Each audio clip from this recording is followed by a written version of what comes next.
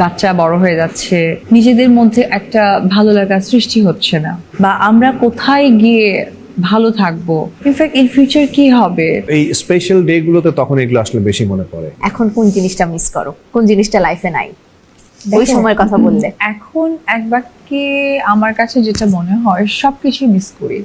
ধরো এখন অনেক ভালো ভালো ড্রেস গিফট পাচ্ছি, কিন্তু পরার আনন্দটা পাচ্ছি না। ঈদ আসছে, ঠিক সকাল হচ্ছে, রাস্তাঘাট ফাঁকা দেখছি, জনে জনে লোক হেঁটে যাচ্ছে, ওটাতেও নিজেদের মধ্যে একটা ভালো লাগা সৃষ্টি হচ্ছে না। এটার কারণটা হচ্ছে যে আমরা প্রত্যেকটা মানুষই কোনো না কোনোভাবে যান্ত্রিক হয়ে গেছে। এটা আমার মনে হয় প্রোগ্রাম যারা দেখে বসছেন বা দেখছেন তারা আমার কথার সাথে একদমই রিলেট করতে পারবেন। বাচ্চা বড় হয়ে যাচ্ছে, ওই বেতন দিতে হবে, রেসপন্সিবিলিটি এক বাক্যে বলতে গেলে।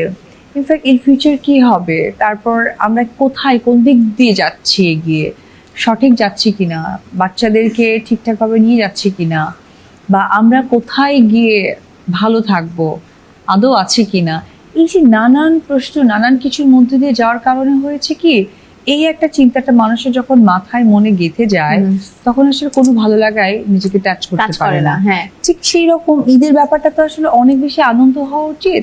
এটা মনে হয় যে আমরা যারা দায়িত্ব জায়গায় চলে আসি, সেটা আমি বলো, তুমি বলো, নীরব বলো, যখন আমরা দায়িত্ব পরিবারের চলে কথা আসি চিন্তা করি, হ্যাঁ, তখন আসলে ওইভাবে ঈদের আনন্দটা কখনোই যুক্ত হয় না। একদম।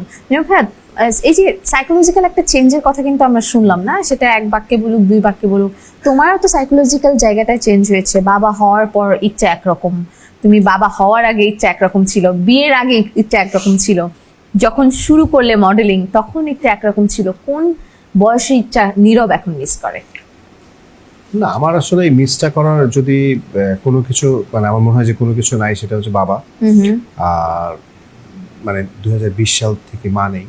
সো এই দুইটার এত বেশি মানে মাথায় আসে, তখন অন্য অনেকগুলোই জিনিসটা মানে গৌণ হয়ে যায়, তখন অত বেশি সিরিয়াস কিছু না। আর ঈদের দিনের মানে একটা ট্র্যাডিশনাল রান্না হতো, যে সকালে উঠে এই রান্নাটা খেলে মায়ের হাতে সেমাই হোক, খিচুড়ি হোক, তারপরে মাংস হোক বা যেটাই হোক, ওই যে ট্র্যাডিশনটা শুরু হওয়াটা, মানে ওইটা 2020 সাল থেকে মানে বন্ধ।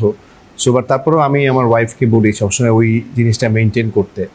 যেমন আমি এখনো আমার বাসায় যেমন যেখানে আছি, মা যে রুমে থাকতো ওই রুমের যা কিছু যেভাবে ছিল অ্যাজ ইট ইজ এখন তাই আছে, কোনো কিছু চেঞ্জ করা হয়নি।